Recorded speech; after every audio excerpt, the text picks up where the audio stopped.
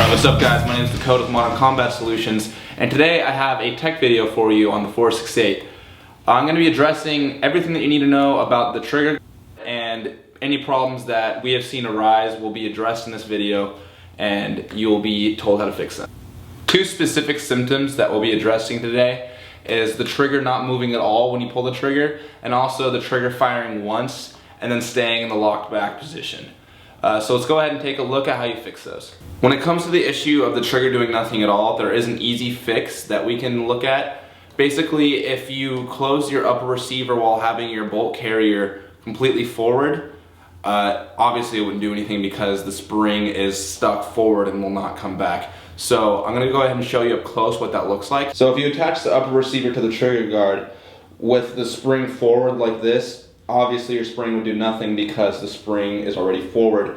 So what a simple fix would be, just take apart your upper and lower receiver and just simply pull back the spring before you attach it.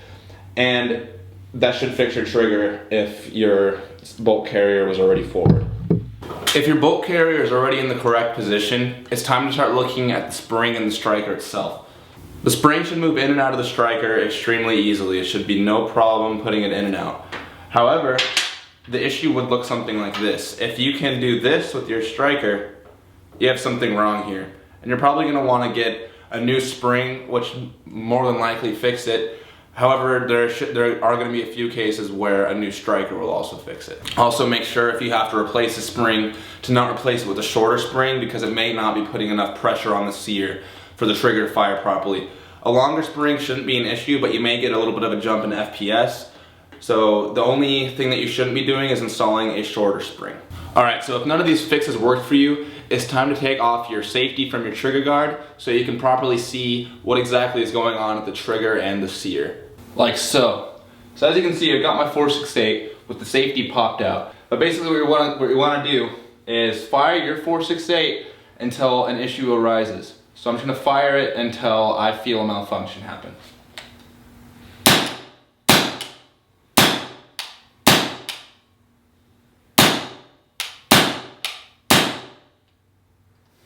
And now the trigger is stuck back. And now I'm going to go ahead and diagnose it by looking through the safety hole. And I'm going to go ahead and show you exactly what your sear and trigger will be looking like according to the certain malfunction. And this particular malfunction was it shooting and staying stuck back. So I'm going to walk you through exactly what your trigger and sear are doing when you fire it.